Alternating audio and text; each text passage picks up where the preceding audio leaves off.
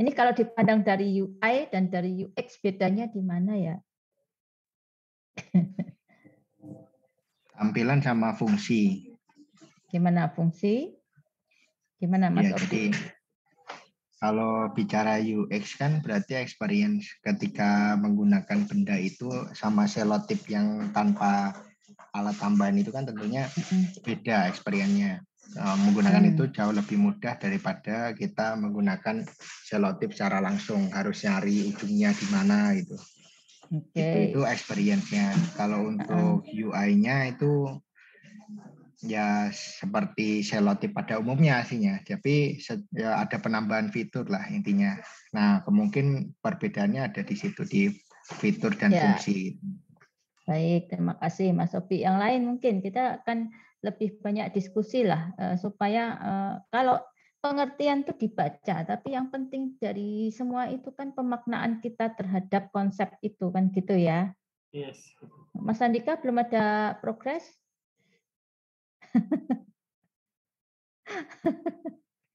Belum ada progres Mas Andika? Masih berproses, Bu. Oh, masih berproses. Oke, nggak apa-apa. Oke, ada yang lain mungkin mau menyampaikan ini. Ya kalau dibaca di tulisannya itu ya definisinya panjang banget. Tapi sebetulnya kan inti atau makna dari UI UX itu kan gampang saja ya. Mungkin ada lagi satu lagi deh yang mewakili kelas RPL misalnya.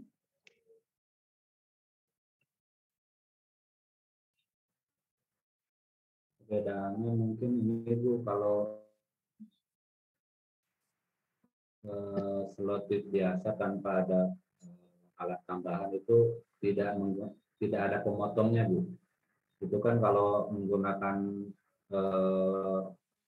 alat tambahan itu kan selotip yang kita ambil itu bisa langsung dipotong. Kalau selotip yang biasa kan harus pakai gunting lagi gitu. Jadi kalau pakai alat tambahan ya pengalaman user memang lebih enak menggunakan alat yang sudah include di dalamnya. Jadi ini sebagai satu kesatuan ya, satu kesatuan. Baik, kita bahas saja lah. Jadi kalau saya bicara ini, kalau kita lihat dari sisi UI, UI itu kan lebih bicara tentang interface-nya ya. Kita bicara tentang interface-nya. Apa yang terlihat, misalnya ini interface ini ya.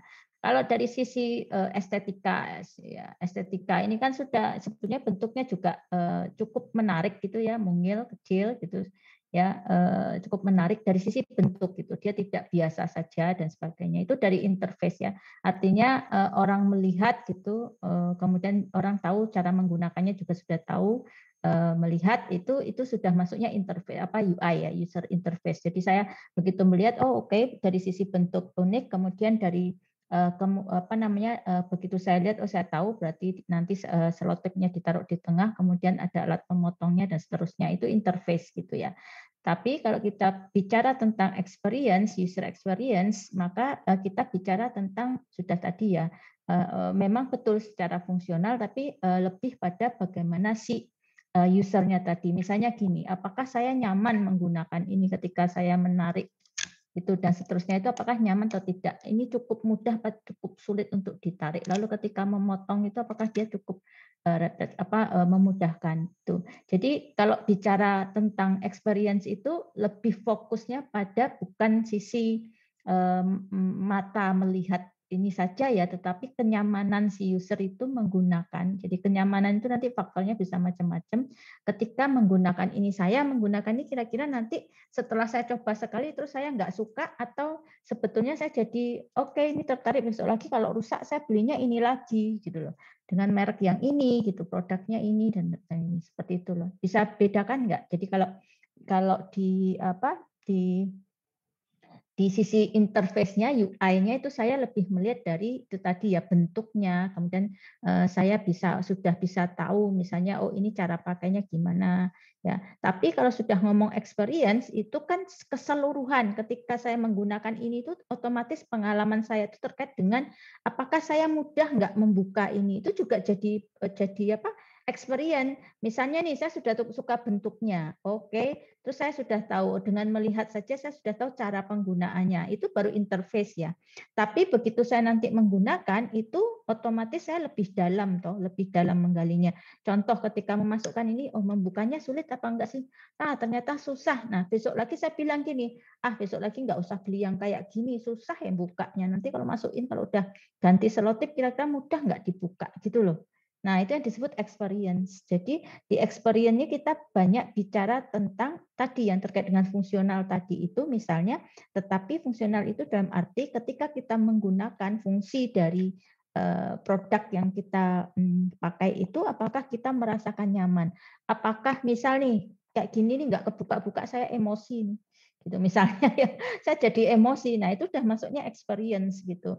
Saya tidak akan membeli barang itu lagi, atau saya tidak akan menggunakan barang itu lagi. Karena apa? Saya sudah punya persepsi terhadap barang ini. Itu nggak enak tuh dipakai, dia susah untuk dibuka. Itu nggak enak tuh ketika kita harus mengganti selotipnya dan sebagainya.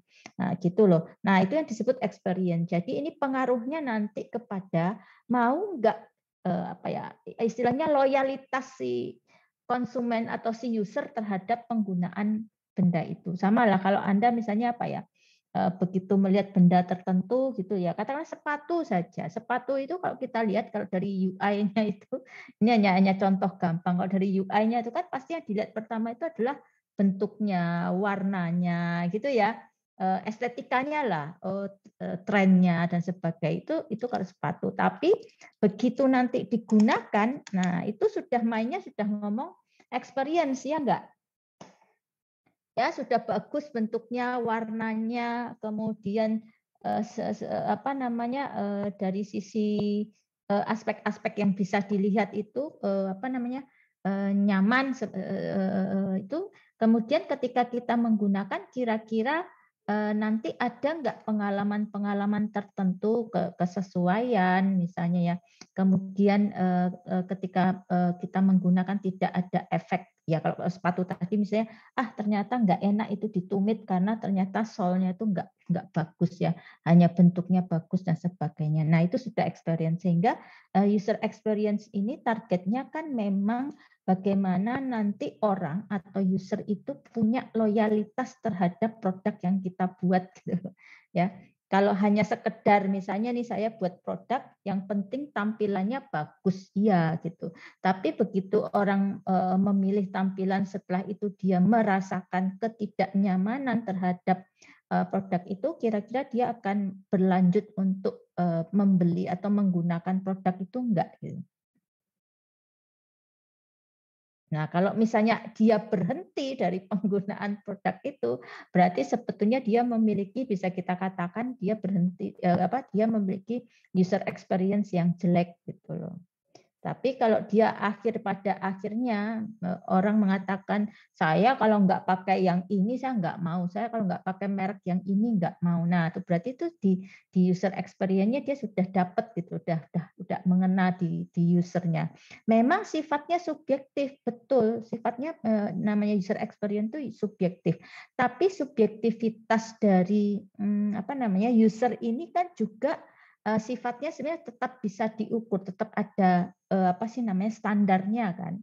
Ya kan, contoh tadi sepatu, standar user experience si pengguna walaupun sifatnya subjektif, kira-kira standar dari user apa? Yang common sense gitu, yang umum, yang general. Warna dan fungsi mungkin ada sepatu yang digunakan buat kantor, untuk santai, atau olahraga. Iya, itu kan secara fungsional ya. Maksud saya kenyamanan secara umum dari sebuah sepatu misalnya. UX itu bisa disebut respon nggak, Bu? Respon ya itu memang respon user experience itu kan nanti dia kalau kita sudah mengalami itu kan kita merespon. Nah, meresponnya itu yang memberi dampak pada produk kita itu tadi. Maka kalau misalnya sepatu gitu ya, saya tuh suka sepatu apa namanya boot misalnya ya. Saya tuh suka sepatu boot gitu ya. Dulu sampai sempat dikenal dosen yang bersepatu boot itu Bu Ratna, itu sampai ada yang mengenal, oh ini toh yang Bu Ratna yang suka pakai sepatu boot gitu ya. Nah, saya suka sepatu boot gitu. Tetapi tidak semua sepatu boot saya pakai. Kenapa? Karena ada standar-standar kenyamanan yang saya pilih. Contoh, kalau di sepatu boot itu biasanya kenyamanan tuh letaknya di pergelangan kakinya itu loh. Di pergelangan kakinya. Selama untuk pergerakan itu di pergelangan kakinya enak, nah itu standar saya untuk sebuah kenyamanan sepatu boot. Di samping nanti ada yang lain-lain ya, misalnya apa namanya heels-nya dan sebagainya gitu ya. Kalau bentuk tuh lebih ke apa namanya UI-nya gitu ya. UI-nya bentuknya harus yang seperti ini, itu lebih UI. Tapi begitu saya ngomong experience itu berarti ada standar-standar tertentu bagi saya. Tapi itu secara umum sebetulnya, secara umum itu orang akan merasakan yang sama. Nah, sama kalau sepatu secara umum tadi, yang penting dia tidak menimbulkan di belakang ini loh, apa sih namanya? Bagian belakang kaki kita tuh kan kayak ada yang tulang tuh ya. Nah, itu secara umum kalau orang apa sih namanya? Nah, itu kalau bahasa Inggrisnya Achilles, tumit. Ya, artrisnya iya, tapi itu kalau orang merasa sakit menggunakan sepatu, maka dia akan bilang, enggak, saya enggak mau lagi pakai sepatu itu. Nah, itu sudah masuknya experience, user experience. Berarti dia tidak menimbulkan kenyaman di aspek itu tadi ya, ke apa sih namanya tadi ya? Jadi ada yang sampai bengkak menggunakannya sampai sakit, itu macam-macam dari sisi bentuknya, dari sisi bahannya, segala macam lah penyebabnya itu. Nah, seperti itu. Jadi bisa paham ya, maksud saya itu saya bawa ke benda-benda sehari-hari kita supaya nanti kalau masuk ke bidang IT-nya, misalnya membuat aplikasi, membuat ya apapun aplikasinya, produk-produk IT, aplikasi baik yang mobile maupun yang berbasis web atau desktop, sudah tahu bedanya antara yang UI dengan UX ya enggak. Kalau kita bawa ke aplikasi, kira-kira bedanya UI sama UX-nya di mana? Kalau tadi contohnya benda-benda apa sih namanya, benda-benda sehari-hari kita gitu. Respon dari UI-nya itu Bu yang mungkin dialami oleh user itu apakah contoh konkret saja, contoh konkretnya saja. Contoh konkret, katakanlah Anda menggunakan aplikasi apa gitu yang Anda pernah gunakan, lalu diceritakan UI-nya yang mana, UX-nya yang mana gitu.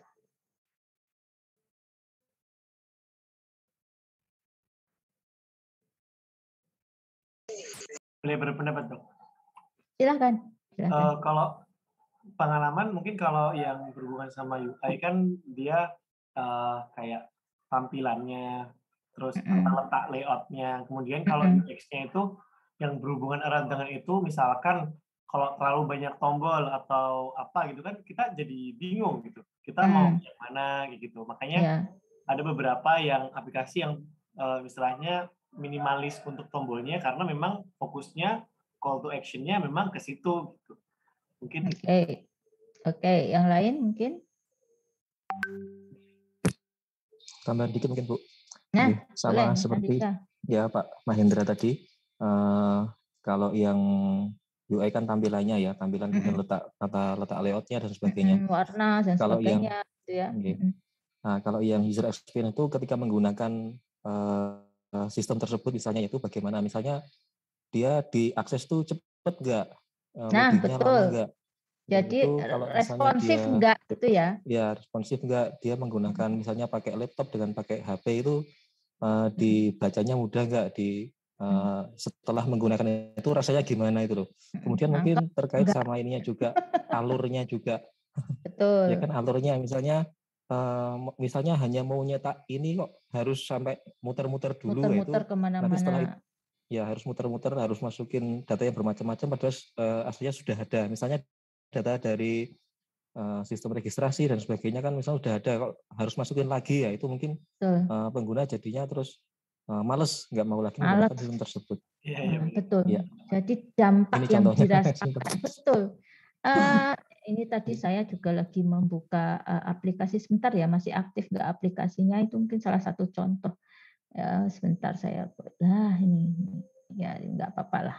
Ini saya tadi membuka aplikasi sebentar, saya share dulu ya, nggak apa-apa, nggak terlalu rahasia kok.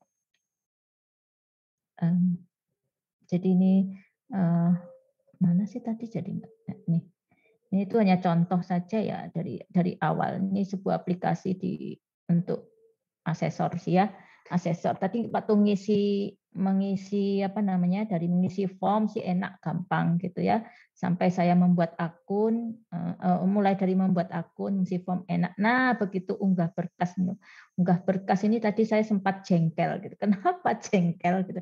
Kalau dari sisi apa namanya, tampilan sih menurut saya ya sudah standar lah, biasa. Pokoknya yang penting dilihat itu sudah gampang, nggak merepotkan gitu ya. Tapi begitu unggah nih ya, misalnya nih, saya tadi agak jengkel tuh gini, ketika ngunggah tuh misalnya ini browse gitu ya, saya browse, saya mau ngunggah sesuatu, ini apa sih? Surat izin gitu ya, surat izin. Oke, saya akan unggah ini misalnya ya. Tadi saya nggak tahu apakah karena jaringan atau enggak, tetapi begitu saya unggah, misalnya ini saya unggah gitu ya, itu saya tidak menemukan tanda-tanda bahwa dia tuh sedang berproses gitu loh. Jadi saya bingung, ini tuh sajane udah dia sedang proses apa saya kliknya belum atau enggak gitu, sudah kena apa enggak gitu loh. Jadi saya tuh sambil nunggu ini sudah apa belum gitu loh. Nah, terus lama waktunya. Nanti tiba-tiba dia bilang sudah terunggah atau tidak perlu diunggah ulang. Nah, itu salah satu. Dari sisi UI itu saya tidak ada masalah dengan aplikasi ini.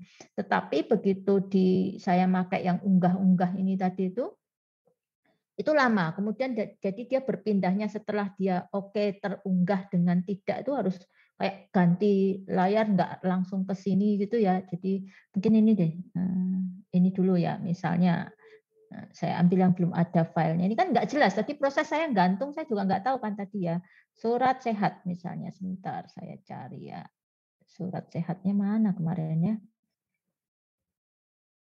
Sekalian saya kerja ini sebenarnya, saya sambil ngupload ini. Tapi nggak apa-apa, itu jadi contoh kita user experience ya. Sebentar, mana ya kemarin surat? Oh ini coba ya saya buka gitu. Nah, yaitu kemudian saya harus unggah ini. Nah, itu saya di sistem biasanya kalau di bagian atas menu itu kan mesti ada kelihatan ya kalau dia sedang proses tuh ya paling enggak apalah gerak gitu ya. Nah, ini enggak tahu saya. Nah, jadi ini bisa Anda tunggu kan berapa lama ini proses ini kan enggak jelas nih.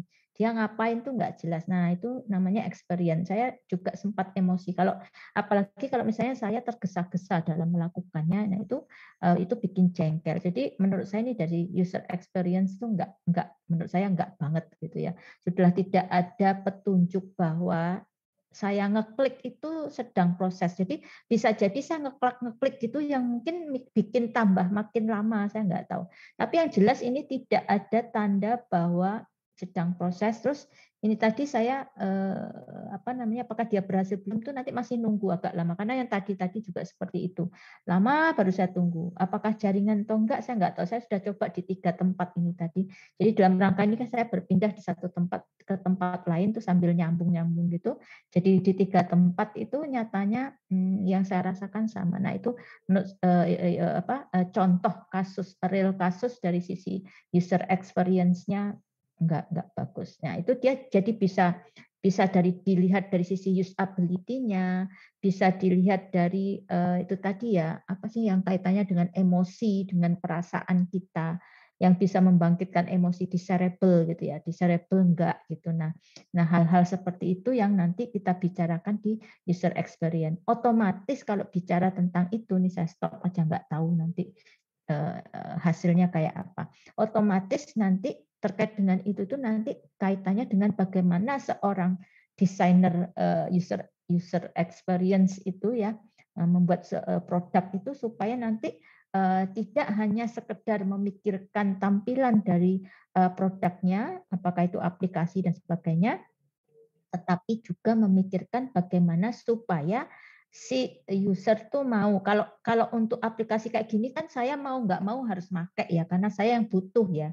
Itu ya samalah dengan kalau misalnya di tempat kerja kita itu ada aplikasi misalnya presensi, ya mau gimana bentuknya nggak nyaman, misalnya kurang nyaman, ya tetap dipakai karena harus kita pakai. Tetapi kalau produk yang sifatnya nih, misalnya ada pilihan, contohnya misalnya katakanlah itu e-commerce misalnya ya e-commerce itu kan saingannya banyak gitu ya. Kita bisa memilih. Nah, di situ harus berani bermain user experience itu. Kenapa? Karena supaya apa yang kita jual dalam arti katakanlah agen tiket misalnya. Agen tiket itu berapa banyak sih? Kan banyak banget. Tapi tidak semua orang kan menggunakan saya misalnya. Walaupun ada misalnya 9 atau berapa agen tiket, mungkin saya hanya loyal pada satu agen saja.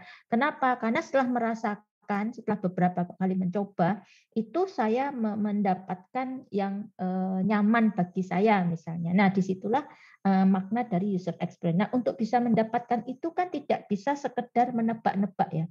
Oh, kira-kira nanti user tuh kayak gini. Oh, nggak bisa seperti itu. Maka di dalam user experience design itu nanti ada yang disebut dengan user research gitu. Nah, user research inilah yang berperan penting di dalam rancang produk kita. Kenapa? User research itu tidak berarti bahwa semua user itu akan kita kita teliti, itu enggak ya. Tetapi kita harus tahu betul produk kita itu nanti skopnya apa, user yang kita sasar itu user yang seperti apa.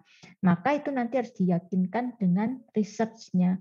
Makanya kan kalau perusahaan-perusahaan itu sebelum mereka membuat produk, mereka kan biaya termahalnya sebetulnya di user research-nya kan gitu. Mereka punya tim sendiri. Nah, tim ini biasanya terdiri dari yaitu tadi orang-orang yang memang kompeten di bidang user experience itu tadi. Nah, itu sebabnya nanti di dalam kita proses tahapan user experience design itu nanti kita ya bermula dari itu tadi research user itu tadi. Jadi menentukan produk apa sih yang mau kita jual, produk apa sih yang mau kita tawarkan kepada user, siapa usernya, bagaimana kita menggambarkan user yang kita target. Nanti ada yang disebut dengan user persona gitu ya, user persona. Maka kita bisa menceritakan. Nah, kalau kita sudah bisa paham itu semua, maka diharapkan, walaupun tidak 100% ya, diharapkan produk yang dibuat itu nanti akan mendekati apa yang ekspektasi user kita gitu. Ya, kan user itu macam-macam Bu, bisa sangat subjektif seperti tadi saya katakan. Iya, itu sebabnya kita betul-betul melakukan riset itu kita harus menetapkan jangkauan kita tuh siapa saja. Contoh nih, sebuah produk itu nanti sampai kita harus bisa melakukan riset ini tuh produk ini mau digunakan untuk jenis kelamin apa, usia rentang berapa sampai berapa gitu. Yang punya karakteristik apa gitu. Gitu kan ya Mas Andika ya, gitu. Kecuali kalau produknya itu memang wajib digunakan. Nah, itu nggak perlu user research yang sampai mendalam gitu ya. Yang penting secara ini dia mudah digunakan gitu. Walaupun nanti kenyamanannya kurang misalnya, ya nggak apa-apa, wong dia pasti terpaksa pakai kok gitu. Nah, itu tetapi kalau produk kita adalah produk yang sifatnya komersil, nah itu perlu sangat diperhatikan terkait dengan user ini tadi. Kira-kira begitu. Bisa ditangkap enggak apa yang saya maksud dengan user experience? Bisa, Bu. Contoh lagi Angry Bird. Nah, Angry Bird aja. Enggak ada kan yang di sini enggak pernah main Angry Bird? Enggak mungkin lah ya. Wong sudah mainnya aja game-game yang sudah game-game strategi gitu ya. Lah Angry Bird. Coba diperhatikan dari sisi interface dulu Angry Bird itu gimana sih? Ada yang belum pernah main Angry Bird? Enggak lah ya, pasti sudah pernah semua ya. Masih ingat enggak? Ya, masih ingat enggak? Masih lah ya, waktu itu booming kok ya. Simple. Ya, dari sisi user interface-nya gimana? Simpel sih, Mbak. Simple. Mudah dimainkan, Betul. Mbak. Ya, mudah Kalau dimainkan. Simple, mudah dimainkan, nggak neko-neko gitu Bisa ya. dimainkan semua umur. Bisa Iya. dimainkan semua umur, betul. Tapi itu nanti itu sebetulnya lebih ke experience itu. Gitu. Apalagi ya pokoknya dari sisi tampilan sebetulnya kan bukan sebuah game yang apa ya, maksudnya yang wah gitu ya. Sangat-sangat simple gitu ya. Bahkan bentuk-bentuknya itu bentuk-bentuk standar model-model kayak dulu ya. Mungkin pernah main Mario Bros gitu. Pernah ya zaman mungkin Anda nggak merasakan ya zaman komputer masih apa itu Mario Bros, Prince, mungkin pernah main Prince. Ya kalau sekarang udah enggak, itu sekarang Masih pedang Nintendo. Nintendo. Sekarang pedangnya pedang Mario beneran Bros masih kan pernah. ya. Masih Iya. Kalau sekarang kan sudah apa namanya Kinect ya, Kinect ya sudah. Kalau pedang ya pedang beneran dan itu lengkap ya apa namanya. Kalau sekarang nurutin kebutuhan game itu kan kayak kita nanti kayak harus punya studio sendiri ya, beli pedangnya, beli apa namanya helmnya yang kayak apa itu ya. Benar nggak ya? Nah, kalau dulu kan kayak gitu. Nah, simple. Sekarang dari sisi experience. Angry Bird itu dari sisi experience gimana? User experience, bukan experience saja ya, tapi user experience.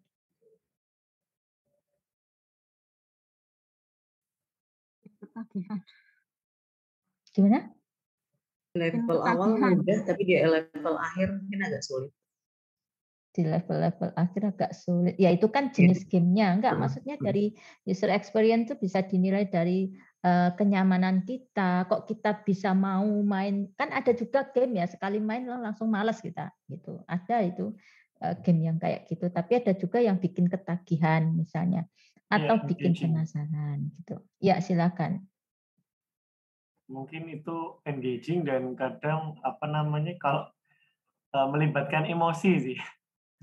Jadi tertantang gitu. Jadi terus ya. Ini susah nggak penggunaan apa namanya respon itu loh. Nah, kita kan menggunakan kita kan menggunakan jari ya, tidak menggunakan apa tambahan tertentu. Kita yang menggunakan jari di gadget kita misalnya. Dari experience. Hanya satu tombol aja, hanya menekan satu tombol, naik turun gitu ya. Oke. Iya, hanya gitu aja. Tapi maksud saya apakah itu membuat kita bosan? Nah, karena ada tantangan itu. Not really. Mungkin jadi gemes itu jadi. Gemes, penasaran, betul. Jadi simple, tetapi dia itu tidak artinya tidak membuat, walaupun dia ini emosi kita, tapi disitulah yang dia mainkan ya dari sisi experience itu, dia masuk ke sisi walaupun dia merupakan game sederhana, cara mainnya sederhana, nggak rumit-rumit gitu ya, kayak game umumnya. Tetapi pangsa dia itu yang dicari itu adalah orang-orang yang memang tidak terlalu suka dengan kerumitan. Jadi yang pengennya tuh yang sekedar untuk refresh tapi ketagihan gitu loh. Jadi itu memang sengaja dia buat simple tetapi membuat orang ketagihan itu karena dari aspek itu tadi ya, memainkan emosi itu tadi. Dan itu sangat bisa masuk gitu ya. Artinya begitu orang main itu kemudian orang pengen mencoba terus.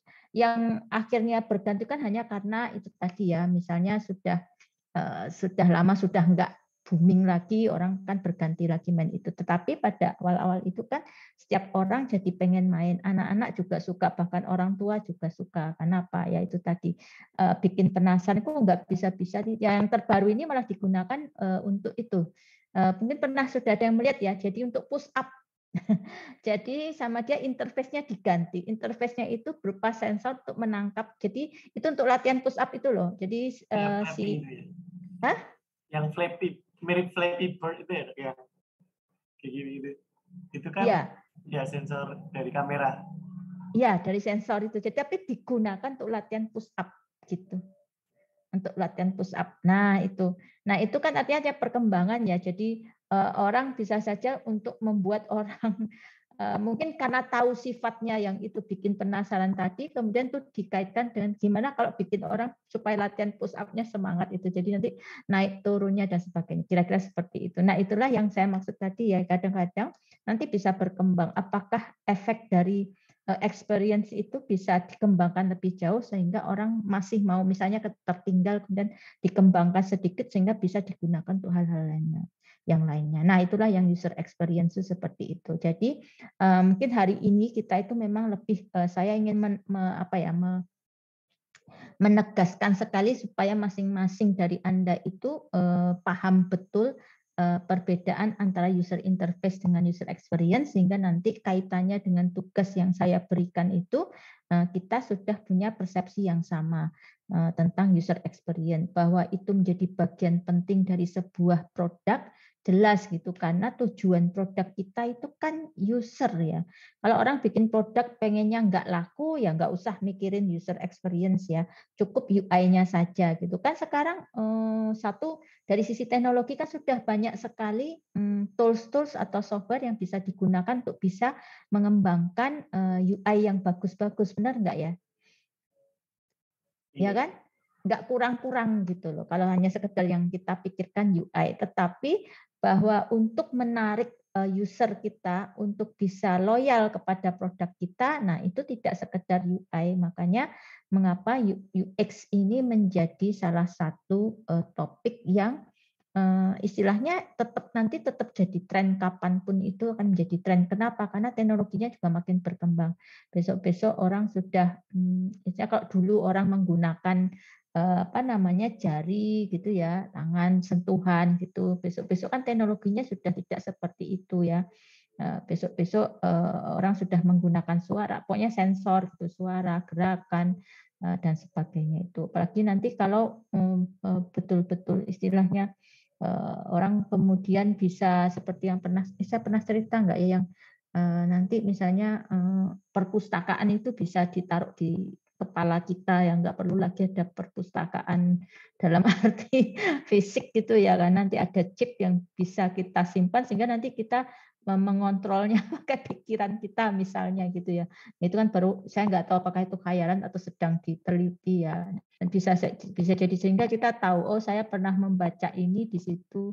Kalau yang sekarang dilakukan kan sifatnya lebih ke aplikasi di mana kita membaca, kemudian dia menandai apa yang kita baca, nanti dia akan menghubung-hubungkan apa yang pernah kita baca, sehingga nanti dia bisa merangkum, menyimpulkan dari apa yang kita baca. Sehingga tuh nanti kalau kita bikin bikin kayak kalau tulisan tuh katakanlah kalau bikin tesis itu kajian pustaka itu nanti tergantung dari apa yang kita baca. Nanti aplikasinya akan bisa merangkum apa yang kita baca, menghubung-hubungkan, lalu nanti dia juga karena pakai AI, dia juga bisa menyarankan kamu biar lebih bagusnya masih ada bagian yang kosong, kamu harus baca buku ini. Nah, kayak gitu.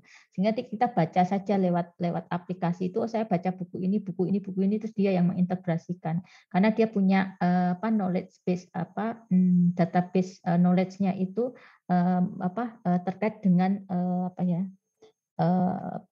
manajemen pengetahuan gitu loh. Jadi apa yang kita baca itu sama dia nanti sudah oh ini baca tentang ini, oh ini baca ini kaitannya ini dengan ini apa gitu dan seterusnya.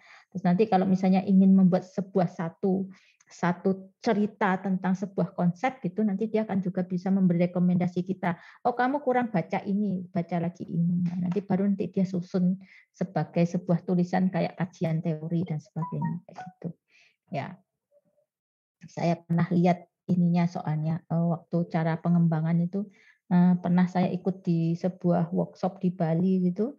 Kebetulan pembicaranya dari institusi-institusi yang terkenal, salah satunya MIT. Makanya saya datang jauh-jauh itu hanya pengen tahu mereka sudah sampai mana risetnya, sementara kita di mana gitu ya. Itu tahun 2000 yang kayak gitu tuh MIT tahun 2000 berapa ya 2000 berapa sih itulah. Nah, kita belum apa-apa mungkin ya. Dia sudah ke deep learning, kita belum masuk ke sana. Oke. Nah, nanti kaitannya dengan tugas di sini mungkin sudah ada yang buka ya tugas. Nah, tugas ini nanti kaitannya dengan pemahaman tadi ya UI dan UX tadi, tetapi lebih fokus ke UX. Sebentar saya buka juga, mungkin Anda juga sudah buka ya. tugasnya ya.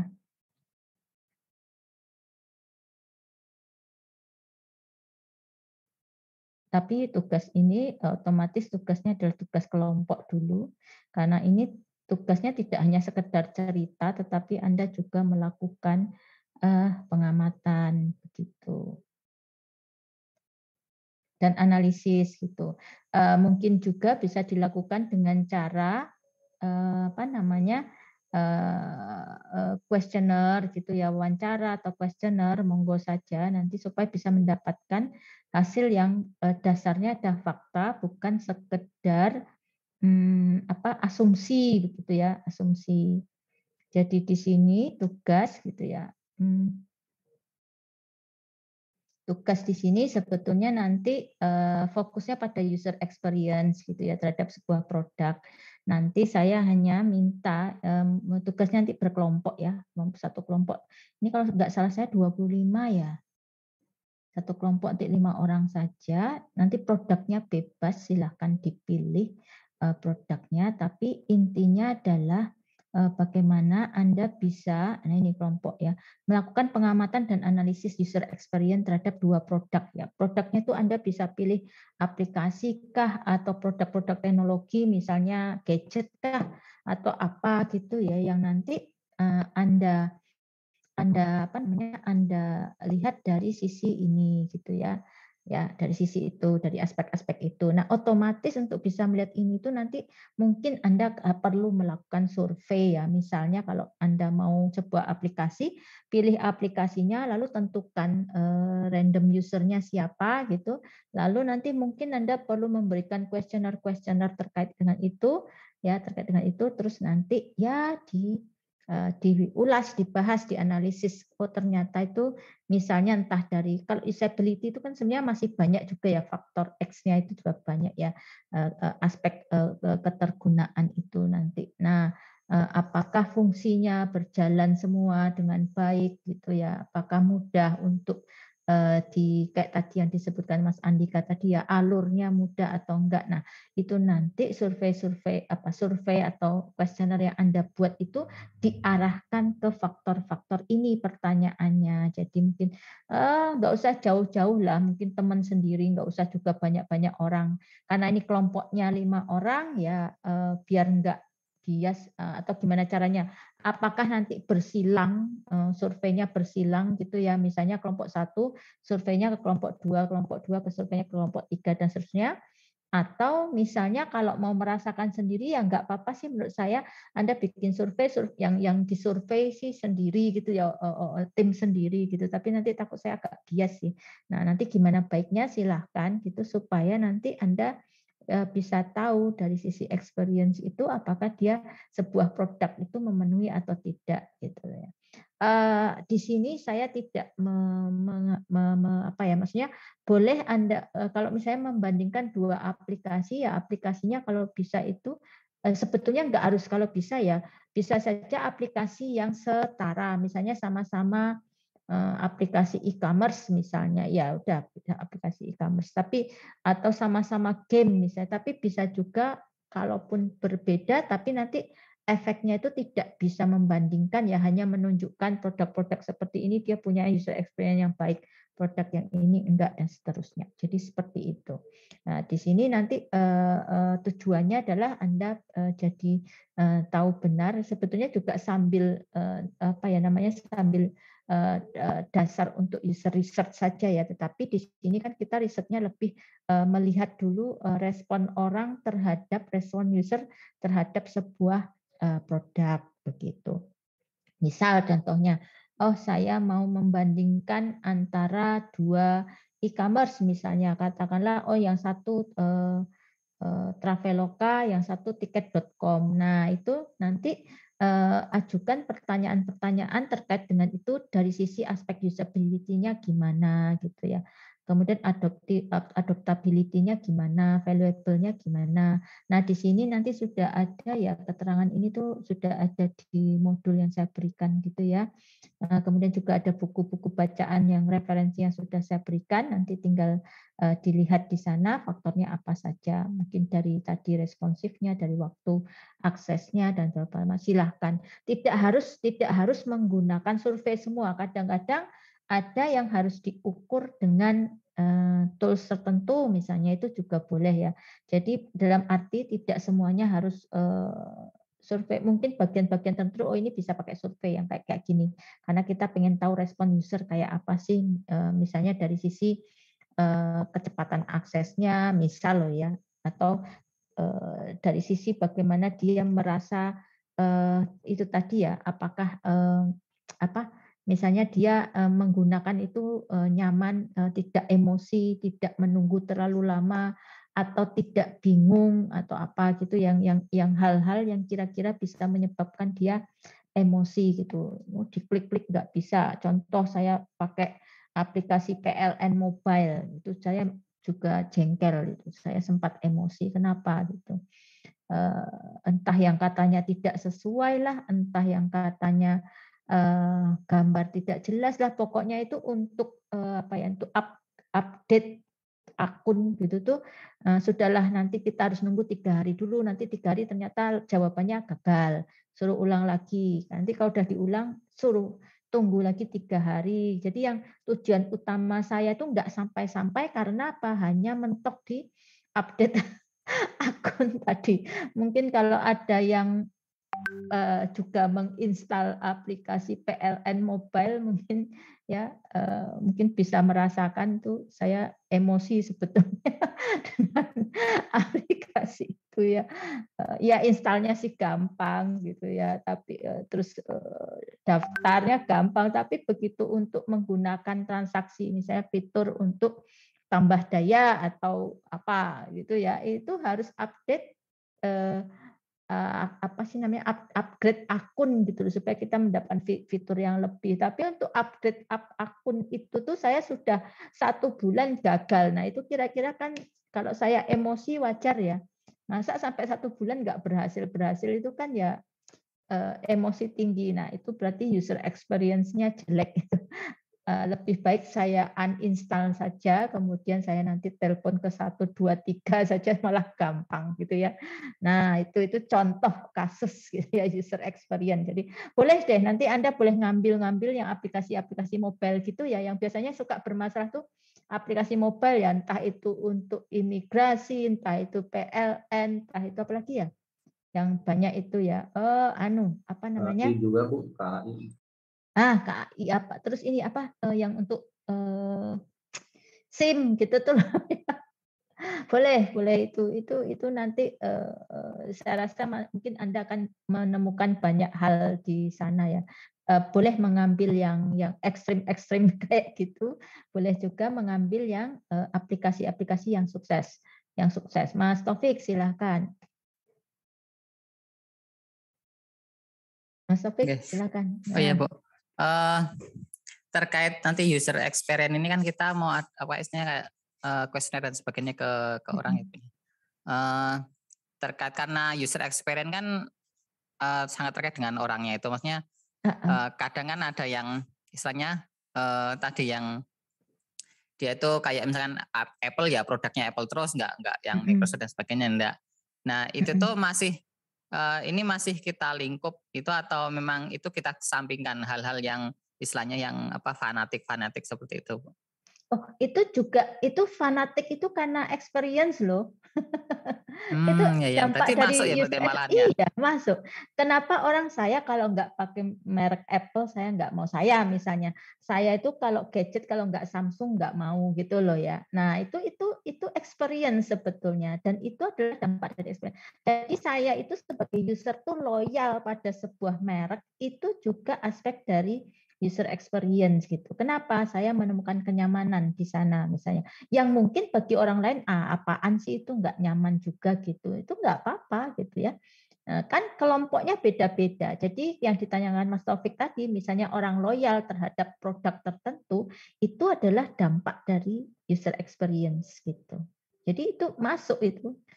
Kalau nggak loyal, kalau saya nggak nyaman, masa sih saya misalnya, saya hanya sekedar jadi membabi buta. Mereknya kan enggak juga ya, jarang ya orang membabi buta atau loyal. Saya bukan membabi buta ya, loyal terhadap sebuah produk itu kan tidak sekedar ngikut orang, pokoknya yang kelihatan tren lah gitu kan enggak. Ya ada orang kayak gitu ya, nyaman nggak nyaman, yang penting saya pakainya yang branded gitu misalnya, kan ada ya. Kenapa kok orang suka beli tas harga 80 juta gitu, satu merek katakanlah, atau harga 230 juta gitu. Misal, kalau dipikir-pikir ya sama ya, tasnya kan sama aja ya, tetap ada kantongnya, tetap ada tali. Tetapi ada orang yang karena ya itu tadi ya, subjektivitas, kenyamanannya itu kenyamanan apa gitu, mungkin dari sisi emosional saja dapat.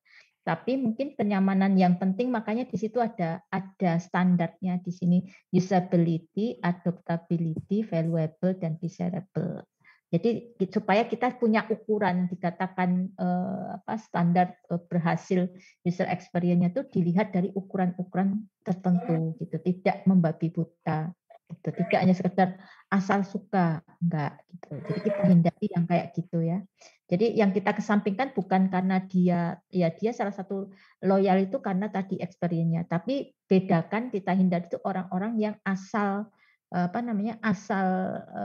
suka. Nah, yang kita hindari itu yang kayak gitu saja, yang dikesampingkan. Mungkin ada lagi mungkin? Ya. Ada lagi mungkin yang mau disampaikan? Bu.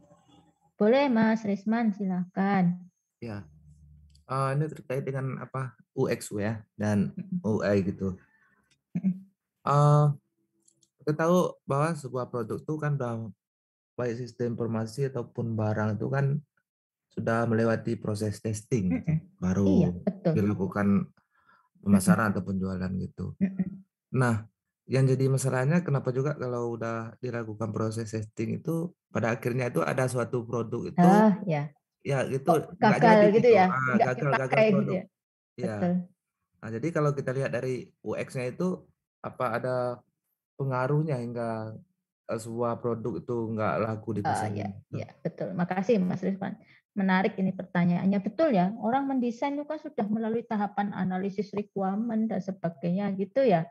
Nah, tetapi sebagian besar, bukan sebagian besar ya, kadang-kadang analisis requirement itu kan bisa jadi gagal ya, gagal dilakukan, tapi bukan gagal secara sepenuhnya ya, misalnya dia hanya berfokus pada fungsionalitas yang diharapkan gitu ya, tetapi tidak banyak mengungkap tentang ekspektasi user terhadap sebuah produk gitu ya. Nah, contoh misalnya kalau produk-produk yang komersil itu dia akan fokus pada ekspektasi user ya, tetapi kalau yang produk-produk yang sifatnya itu apa sih istilahnya ya, istilahnya dia tuh mesti dipakai gitu ya. Nah, itu memang kadang-kadang riset-riset terkait dengan user orientednya, user ekspektasi dan sebagainya itu kurang. Jadi lebih fokus pada fungsionalitas yang diharapkan user apa. Oh, dia harus bisa ini, bisa itu gitu loh. Nah, itu tetapi kurang di dalam menangkap itu tadi ya, persona user yang akan menggunakan tuh kayak apa sih, produk ini harus dikembangkan atau dikembangkan menyasar pangsa pasar siapa sih gitu. Jadi walaupun sudah dilakukan testing, nanti testingnya juga kita lihat, kita amati. Testingnya lebih pada testing fungsionalitas atau testing itu tadi ya, penerimaan user. Karena gini, untuk bisa melakukan testing penerimaan user itu, produk itu sudah harus dipakai dulu dalam masa atau jangka waktu tertentu. Tidak untuk misalnya sebelum produk itu diproduksi secara massal gitu ya. Kemudian di testing itu ya hanya sekedar itu hanya menunjukkan fungsionalitasnya. Oh, sudah mungkin dari sisi usability saja oke gitu. Tapi untuk hal yang lain mungkin kurang gitu loh. Karena apa ya? Karena memang sifat testingnya lebih testing ke fungsionalitas, testing kesesuaian model, kesesuaian alur dan sebagainya, spesifikasi kesesuaian spesifikasi produk dan sebagainya. Jadi bisa jadi gagal di penggunaan itu karena itu tadi ya, kegagalan di dalam melakukan riset user. Seperti itu Mas Risman. Jadi bukan berarti udah dites nanti semuanya terpenuhi, itu enggak. Jadi makanya kan riset user itu di awal bagi produk-produk yang sifatnya komersial itu kan detail sekali. Tapi kalau produk-produk yang sifatnya harus pakai misalnya itu mau nggak mau orang harus pakai itu gitu ya, itu memang mungkin tidak terlalu dalam ya, walaupun tetap ada user research-nya tidak terlalu dalam. Seperti itu. Contoh saja lah kalau kayak produk gadget itu kan user research-nya luar biasa kan itu, sehingga orang mengapa sebuah perusahaan itu sampai bisa mengembangkan ini high end, ini low end, ini medium gitu ya. Dia kan berarti dia mensasar semua pangsa pasar, tapi dia istilahnya membedakan produknya untuk orang-orang tertentu, karena kan otomatis nanti walaupun fiturnya sama tetapi kualitasnya berbeda, sama-sama bisa motret tapi kualitas gambar yang dihasilkan beda, benar enggak? Tetapi kan user-user tertentu sudah cukup puas, HP-ku sudah bisa untuk motret, itu sudah cukup gitu loh bagi sebagian user. Tapi bagi user-user tertentu gitu, dia mengatakan saya nggak cukup HP yang hanya bisa motret, tetapi saya butuh HP yang bisa motret dengan kualitas bagus kayak kamera gitu ya, DSLR misalnya. Nah itu tentu saja si perusahaan akan membuat dengan kualitas dengan spesifikasi berbeda gitu, tentu saja dengan harga berbeda.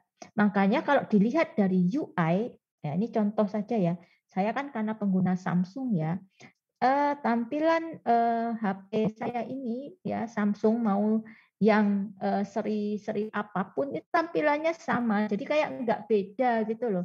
Samsung seri apa saja karena fiturnya sama, cuma nanti kelihatan dari hasil.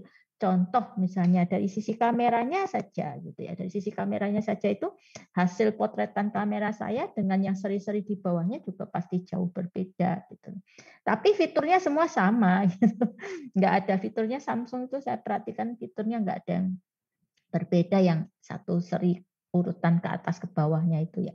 Nanti beda lagi kalau misalnya tab gitu ya, beda. Misalnya sama-sama Note gitu ya, Note yang seri berapa itu sama, semua fiturnya sama gitu. Tapi hasil yang ini kenyamanan yang dihasilkan juga beda-beda begitu. Ya. Itu Mas Risman jelas ya. Nah, itu Ya, Bu. user research-nya. Ini Bu sedikit lagi. Terus kalau kita kaitkan dengan proses update tuh kan, update sistem, baik Sistem ya baik sistem maupun sebuah produk elektronik gitu kan, versi-versi gitu. ya versi-versi. Terus kalau saya mengambil kesimpulan itu lebih banyak ke pertimbangan UX-nya gitu, ketimbang UI. Apakah Ibu setuju dengan apa Oh menurut gitu. saya ini? Ya. Oh iya ya, makanya muncul tipe-tipe baru gitu ya. Nah, Ya. itu kan risetnya panjang ya. Kalau produk-produk komersil itu risetnya panjang dan tidak putus ya. Mereka sampai nanti juga harus memprediksi teknologi dan sebagainya. Jadi update sebuah produk itu kan bisa dilihat dari berbagai macam ya. Dari sisi teknologi misalnya. Ke depan 2-3 tahun ya, kalau teknologi itu nggak sampai tahunan kan ya. Setahun saja nanti perbedaannya sudah sangat kelihatan. Dia itu sebenarnya risetnya sudah dari awal. Jadi dia itu sudah kayak punya pemetaan. Tahun segini itu teknologinya yang berkembang tuh kayak gini. Nanti itu yang perlu kita pasarkan itu kita tambahkan fitur ini supaya dia bisa itu. Jadi itu dari sisi perkembangan teknologi dia akan memikirkan dari sana. Kemudian dari user experience tentu saja ya. Dia itu kan sebetulnya juga melakukan user research itu tidak sekedar ketika produknya launching, tapi juga ketika dia membuat produk, tapi juga ketika launching dia tuh juga memperhatikan kan ada timnya sendiri ya, perusahaan-perusahaan seperti itu. Nah, dia juga nanti mengumpulkan feedback apa yang ada di pelanggan mereka itu, di user mereka itu yang kira-kira masih menjadi kelemahan gitu ya, termasuk kompetitor. Dia juga melihat perkembangan kompetitor. Kenapa misalnya Kalau misalnya tiba-tiba usernya itu pindah dari biasanya dia menyukai produknya, lalu dia ada produk baru yang menurut si user itu ternyata lebih nyaman lagi gitu. Nah, dia akan melakukan upgrade. Upgrade-nya apa? Dia memperhatikan kompetitor. Kenapa sih user saya lari ke produk lain? Apa sih kenyamanan yang diberikan oleh produk lain gitu loh. Nah, sehingga nanti dia harus bisa mengejar itu lagi dan bahkan lebih ya. Jadi dia dapat, misalnya saya dapat dari Samsung A, kenyamanan saya itu A. Produk lain ternyata bisa menyamakan, memberikan saya kenyamanan A aksen. Maka nanti Samsung akan melakukan riset lagi, ya, dia akan lakukan riset lagi, usernya kok bisa lari semua ya ke produk. Nanti dia akan keluarkan versi baru yang mungkin kenyamanannya bisa 2 kali A aksen itu tadi, misalnya seperti itu. Kalau enggak, contoh-contohnya yaitu tadi ya, yang produk-produk yang akhirnya menghilang, benar enggak? Dulu kalau kalau kita lihat perbandingannya adalah gadget gitu ya, dulu Nokia itu kurang apa coba gitu. Ya kan? BB, BlackBerry juga kurang apa coba gitu. Tapi akhirnya kan menghilang ya. Ya kan? Betul, kurang inovasi. Inovasi itu juga kaitannya dengan user experience ya. Orang sudah bisa gini, orang sudah bisa gini. Kenapa dia nggak bisa gini? Jadi usernya lari gitu ya. Akhirnya dia tidak berkembang gitu dan hilang dari produknya, hilang di mungkin ya diakuisisi ya dan sebagainya. Jadi banyak hal sih sebetulnya. Iya. Ada lagi mungkin. Nah, nanti silahkan ya kelompoknya itu tidak, apakah saya yang harus membagi kelompok atau memilih kelompok sendiri?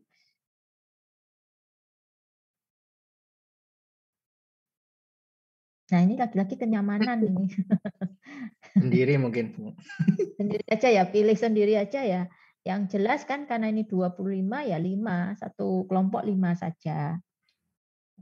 5, terus nanti mekanisme misalnya harus melakukan survei atau melakukan mengirim kuesioner, itu silahkan saja, silang antar grup juga, antar tim nggak apa-apa, atau dilakukan sendiri di dalam tim juga nggak apa-apa sih sebetulnya. Jadi kita di sini saya meminimalisir kesulitan-kesulitan yang sifatnya harus berjumpa orang gitu ya, harus mencari orang gitu ya. Jadi seadanya kelas ini, kebetulan kan kelas ini juga lumayan banyak, biasanya 10, 11, ini kan 25 ya. Jadi menurut saya sangat bisa dimanfaatkan kelasnya untuk bisa melakukan pengamatan tadi. Ada lagi mungkin yang lain? Ya, ini saya lebih banyak akan seperti ini saja, melakukan melakukan ini saja ya, active learning-nya saja gitu, daripada harus Bu, mungkin dengan daftar mahasiswa, karena ini kelihatannya gabung dengan RPL berarti ya Bu ya? Iya, sebentar saya bukakan presensinya ya, presensinya. Ini hadir semua enggak sih tadi? Sebentar, belum saya isi. Nanti sambil ngisi presensi lah ya, saya tampilkan aja presensinya.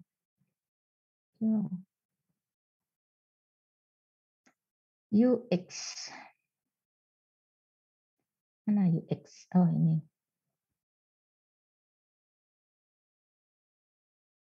Sebentar, sambil saya ngisi presensi juga ini.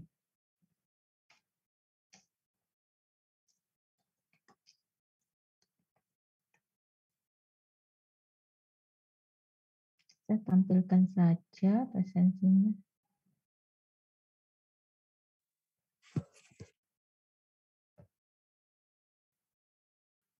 Ya, karena grupnya ini kayaknya terpisah ya. Ini yang dari RPL ini ada Budia. Nggih, Bu. Sudah kelihatan ya? Nggih. Ya, sudah kelihatan toh. Budia, kemudian Bu Yuli Andari juga ada tadi. Hadir, nggih. Mas Mutakaliman, saya nggak tahu nih ada enggak. Mas Mutakaliman ada? Ini dari Sunda kali ya. Kemudian Mas Andika ada, Mas Hendra ada, Mbak Ringan ada? Hadir, Bu. Hadir. Kemudian siapa nih? Mbak Desi Wulandari? Hadir. Desi Wulandari, Ayu Setia. Ini gimana bacanya nih? Bacanya gimana, Mbak? Hah? Stefani. Ya. Mbak Ina, ada. Ini tadi yang nggak adil ini ya. Kemudian Mbak Ina ada? Hadir, Bu. Apalagi Mbak Hida Sifaur Rahmah? Hadir, Ibu. Ini Pak apa Mas nih? Nurbani Ishak. Ini angkatan 2020 ya. Hah? Kayaknya dulu nggak ada ini. Ada ya? Apa nggak pernah ambil kuliah saya, jadi saya nggak tahu ya. Ini kayaknya baru ya. Tapi angkatan 20. Oh ya, beda ini Bu 20 ya. Iya, angkatan 20 saya belum pernah ketemu ini. Mas Muhammad Asraf. Ada? Hadir ya? Heti Purwaningrum. Hadir, Bu. Fitri Ramdhani. Hadir, Bu. Gus Cahyadi. Ini. Hadir, Bu. Oh ya, ini Mas Nurgianto. Ada? Mas Nurgianto ada? Lagi sibuk apa ini? Nggak hadir ya? Mas Opi ada, Mas Toton ada, Mas Risman ada, Mbak Rima Yustika. Hadir, Bu. Mas Mahendra ada, Pak Firman ada ya? Prasetyo Novirianto. Ini tadi izin Bu. Ada masalah sama jaringannya, Bu, kayaknya. Oh gitu izin ya. Tadi, minta izin. Oke, Mas Taufik ada, Mas Afid ada. Oke, ini pesertanya ini 25 itu ini. Tapi di Bismart ada yang belum gabung loh, siapa ya? Baru 23 kalau saya nggak salah di Bismart itu ada 2 yang belum gabung. Nggak tahu kalau hari ini tadi belum saya cek sore ya. Siang tadi saya cek itu ada kurang 2 yang belum join di Bismart. Nah ini silahkan nanti dicek. Ya kalau butuh datanya minta Mas Andika ya dikasih dong, Mas Taufik. Ya Mas Andika dikasih aja datanya gitu loh. Gak usah repot-repot gitu. Nah nanti silahkan nanti 5 orang itu silahkan yang mau gabung-gabung join-join ya masing-masing itu sudah punya kelompok. Nah dipersilahkan. Itu. Kemudian tadi saya mau nampilkan contohnya apa ya? Sebentar ya saya cek dulu ya, saya stop share dulu. Ada contoh enggak gitu. Kalau ada contoh kan supaya nanti apa istilahnya mudah untuk tidak terjadi salah persepsi gitu ya. Semua punya gambaran tentang tugas yang saya berikan, tapi saya harus cari dulu nih. Ini hanya contoh saja ya. Tapi kalau ini lebih ke UI, kalau saya nggak salah UI ya, lebih ke UI. Jadi tapi gambarannya nanti seperti ini contoh ini. Judulnya apa sih? Oh ya.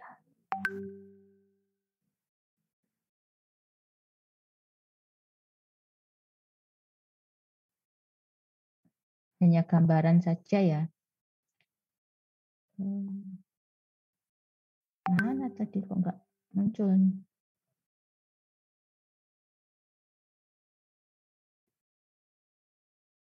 Nah, mungkin kelihatan ya, kelihatan. Ya, kalau dari ini tuh lebih ke UI ya, tapi yang saya minta itu lebih ke UX-nya, jadi beda nanti. Ya, aspek-aspeknya misalnya. Ya, ini ada orangnya, lalu nanti diukur sendiri. Ya, walaupun ini jadi lucu, masa hanya satu, harusnya kan ada beberapa orang, nanti dilihat saja. Kira-kira seperti itu ya, nanti bisa dilihat per aspek itu bisa Anda gambarkan gimana respon dan sebagainya. Nah, kira-kira begitulah gitu. Kira-kira yang bisa. Kalau misalnya kayak speed performance kan nggak bisa pakai apa namanya? survei ya, tapi mungkin pakai alat sendiri dan sebagainya silahkan saja. Tapi kita nanti tinggal dilihat aspek-aspek dari itunya gimana, dari UX-nya tadi itu ya, apa namanya, usability-nya itu mau dilihat dari aspek apa gitu. Nanti dipelajari kalau mengukur usability misalnya dari sisi kenyamanan apa namanya fungsi. Misalnya kalau misalnya itu sebuah produk teknologi misalnya tombolnya enak enggak ada tombol misalnya bukan tombol ya tapi lebih ke virtualnya itu ya terlalu kecil. Jadi kalau kita sering typo kan juga mengganggu ya. Misalnya typo kan kadang-kadang menjengkelkan ya mau nulis A jadi S gitu. Nanti orang salah paham dengan tulisan kita gitu kan seperti itu. Nah kira-kira seperti itu nanti hasil yang diharapkan dari tugas ini. Punya gambaran ya? Punya gambaran mungkin atau masih ada pertanyaan? Ini saya harusnya sampai jam 17 berapa ya? 20? 40. Enggak usah sampai 17.40 lah. Kalau kira-kira sudah jelas ya kita akhiri gitu saja. Bu Ratna mau izin bertanya Bu. Monggo Bu Diah Kak. Minggu lalu kan Bu Ratna sempat membahas tentang bisa juga tesis itu tentang UX. Oh iya. Iya. Apakah untuk tesis itu juga seperti ini bisa membandingkan dua situs atau seperti apa aplikasi gitu? Enggak, kalau tesis itu nanti kaitannya kalau mau ke UXD itu lebih bisa diarahkan ke penerimaan, tapi nanti aspek-aspeknya kan banyak ya. Bisa saja sih ke penerimaan sebuah produk, sebuah aplikasi gitu boleh sih, nggak ada masalah gitu ya. Atau mungkin tadi kayak yang pertanyaannya Mas Firman itu tadi sebetulnya Mas Risman tadi itu sebetulnya juga bisa loh itu kenapa sih jadi gini lebih dilihat dari proses UX-nya itu tadi kenapa kok sistem yang sudah dikembangkan dengan metode yang rigid tadi itu yang sudah jelas metodenya sudah juga melalui melalui pengujian kok tiba-tiba produk itu enggak digunakan dan sebagainya misalnya tidak laris di pasaran misalnya dan itu juga bisa loh menjadi bahan penelitian tapi yang diteliti itu di prosesnya titik mana yang sebetulnya jadi misalnya gini nih ngembangin gitu ya ternyata di titik user requirement-nya itu yang jadi masalah misalnya ya lalu dimodelkan tapi tidak sekedar hanya disurvei gitu ya nanti risetnya itu kalau ini riset untuk tesis tuh ya nanti dari titik misalnya dianggap kegagalan itu biasanya muncul dari aspek user requirement ya.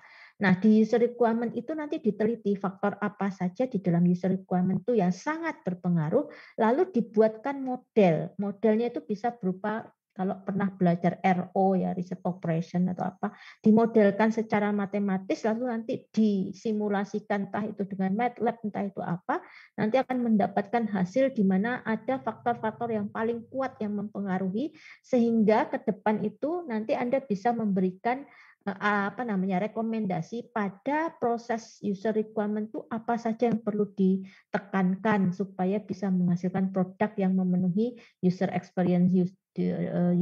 experience misalnya. Nah, itu juga topik riset level tesis saya rasa bisa itu seperti itu. Tadi kan sebenarnya itu pertanyaan Mas Risman itu juga memancing sesuatu itu sebetulnya bisa kok kalau mau dijadikan topik tesis gitu. Cuma harus tahu jangan hanya sekedar mencari titik lemahnya ketemunya ini enggak ya, tapi tetap harus membuatkan model di mana itu model itu menunjukkan faktor-faktor tertentu dari sesuatu itu bisa dioptimalkan. Jadi nanti bisa menghasilkan model optimasi gitu, misalnya optimasi proses kah, optimasi apa gitu. Itu Bu Diah? Ya. Bu. Lebih jelas. Ya. Itu ada lagi? Target seminggu cukup ini ya untuk tugas 1 ya? Cukup apa enggak? Cukup lah ya. Hah? Izin bertanya, Bu. Boleh, Mas Firman. Nah, ini terkait masalah tugas kita, Bu. Di sini misalnya seperti ini, Bu, kita mau mengadakan survei tentang aplikasi mobile misalnya, Bu. Itu berarti aplikasi mobilnya ada beberapa aplikasi mobil untuk membandingkan gitu. Dua saja. Jadi nanti yang disurvei itu dua. Misalnya nih, tadi ya antara aplikasi mobile PLN tadi sama apa tuh? Iya, benar. SIM misalnya ya. Apa sih kalau aplikasi SIM itu apa namanya? Nah, boleh saja itu dibandingkan. Atau ya kalau aplikasi PLN kan hanya ada satu ya. Jadi atau bisa diambil yang ini ya, contoh yang sesama aplikasi mobile misalnya untuk belanja online misalnya loh. Nah, sama-sama belanja online, kenapa kok user itu loyal terhadap aplikasi yang ini tapi nggak loyal pada aplikasi yang ini misalnya. Kalau kayak aplikasi PLN tadi kan ya dia hanya satu-satunya yaitu punyanya PLN itu ya, gitu. Gitu Mas Firman? Ya Bu, terima kasih Bu. Ya, ada lagi mungkin yang lain? Sudah cukup jelas tugasnya? Bisa sekali lagi saya tawarkan 1 minggu cukup ya. Karena nanti soalnya kalau nggak 1 minggu nanti untuk project di projectnya itu kan juga butuh ya proses bahwa Anda harus melakukan user research gitu ya, mendesainnya. Project itu tidak harus menghasilkan sesuatu ya, cukup prototipe yang nanti bisa kira-kira bisa ditunjukkan gitu ya, ditunjukkan di user experience-nya. Jadi kalau saya sih lebih ke prosesnya ya, bagaimana melakukan user. Jadi maksud saya gini, kalau sudah benar melakukan proses-prosesnya itu sebetulnya tidak harus nanti sampai jadi produknya ya, tapi bahwa melakukan user risetnya benar, membuat user personanya sudah benar, itu bagi saya itu nanti proses sampai desainnya seperti ini jadinya nanti misalnya desainnya berupa desain mock up itu, kemudian skenario-nya nanti dia gini-gini itu sebenarnya nanti sudah cukup sih, tergantung waktu kalau saya ya. Kalau waktunya cukup ya nanti bisa diteruskan. Ada lagi? Kalau nggak ada kita cukupkan ya 1 minggu. Mohon maaf terkait dengan kan itu nanti kuesioner misalkan di aspek usability kan butuh kayak kuesioner itu apakah instrumennya perlu divalidasi dan sebagainya. Nggak usah lah, kelamaan kalau validasi nanti nyari-nyari yang memvalidasi. Jadi kita skip aja ya yang kayak gitu ya. Misalnya gini nih, menggunakan kuesioner yang sudah ada nggak apa-apa kok gitu. Tapi nanti di ini saja, disesuaikan saja karena terkait dengan aplikasi ini. Misalnya nih kalau yang sudah standar gitu yang mengukur usability gitu ya. Kemudian disesuaikan aja bahasanya, disesuaikan dengan produk yang akan kita teliti, kita amati itu. Jadi nggak usah sama persis, tapi walaupun nggak sama persis, nggak usah uji validity dan sebagainya. Wah nanti jadi penelitian nanti malah repot. Ini kan sebetulnya tujuan saya hanya lebih pada bagaimana Anda bisa memahami, merasakan betul gitu ya user experience itu pengaruhnya terhadap sebuah produk begitu. Lebih ke sana kok. Karena nanti validitas itu juga lama. Terus yang mau memvaliditas juga nanti bilang, tuh saya belum punya waktu misalnya gitu. Atau Anda minta ke saya gitu, waduh nggak jadi kuliah, nanti tugasnya mundur lagi karena instrumennya belum di ACC Bu Ratna misalnya jadi alasan. Gitu ya. Nggak usah lah disesuaikan, diadaptasikan sendiri nanti kuesionernya. Dan nggak usah yang rumit-rumit ya kuesionernya gitu. Yang penting bisa menangkap apa yang Anda harapkan dari aspek atau faktor yang sudah ditentukan tadi.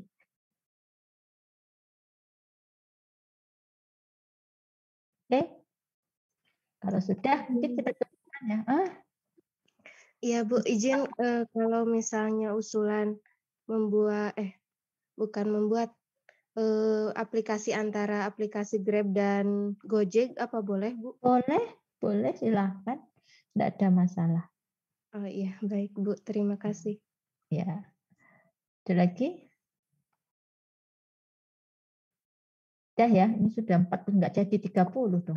Mungkin sedikit Bu, mohon waktunya untuk mungkin dengan teman-teman RPL mungkin nanti mau gimana diskusinya terkait pembagian kelompok ini aja. Nanti gini aja, mungkin nanti salah satu menghubungi, jadi kan bisa nanti teman-teman yang dari RPL, salah satu nanti kontak yang teman-teman yang reguler, sehingga nanti bisa terhubung. Karena saya nih diundang di grup yang RPL gitu ya, sendiri gitu ya. Sementara di grup yang reguler kan kita nggak ada grup ya dari dulu ya. Kita saya kontak cuma Mas Taufik, benar nggak ya? Belum ada grupnya Bu. Kalau beberapa dosen yang lainnya ada. Ya monggo saja nanti dikomunikasikan. Biasanya Bu Diah ya. Atau siapa biasanya? Bu Diah. Nah itu nanti kontak coba dengan Mas Taufik atau gimana, atau nanti kontak saya kasih nomornya Mas Taufik juga boleh nanti supaya bisa saling kontak gitu. Gitu. Ya gitu. Oh itu Mas Taufik sudah kasih tuh Bu Diah, silahkan untuk di add itu sehingga bisa diskusi nanti gitu. Ya kemarin juga yang kelas RPL apa ya, kemarin itu juga langsung diskusi. Oh yang angkatan baru ya, atau yang mana ya, kelas langsung malam-malam diskusi begitu. Saya kasih tugas malam-malam karena saya masuk grupnya, jadi saya tahu langsung diskusi nih, bagus nih. Oke, gitu dulu ya, mungkin sudah cukup. Nanti kalau ada apa-apa minggu depan kita diskusi. Saya belum mengatakan on off-nya itu fleksibel, jadi belum saya berikan waktu untuk off ya, nggak apa-apa ya, on dulu semua ya. Itu. Ya, karena minggu depan kan harus ada yang presentasi itu. Oke, baik, kalau itu sudah nih, nanti mendekati maghrib, kita tutup saja kuliah kita hari ini. Terima kasih. Nanti literatur dan sebagainya nanti ada semua di Bismat. Gitu ya, selamat sore. Assalamualaikum warahmatullahi wabarakatuh. Waalaikumsalam warahmatullahi wabarakatuh. Terima kasih dokter. Ya, sama-sama. Bu Dia sudah dicatat ya nomornya ya, sudah di copy ya. Sudah disimpan Bu. Oke, siap. Saya tutup kalau begitu. Terima kasih Bu Ratna. Ya, sama-sama.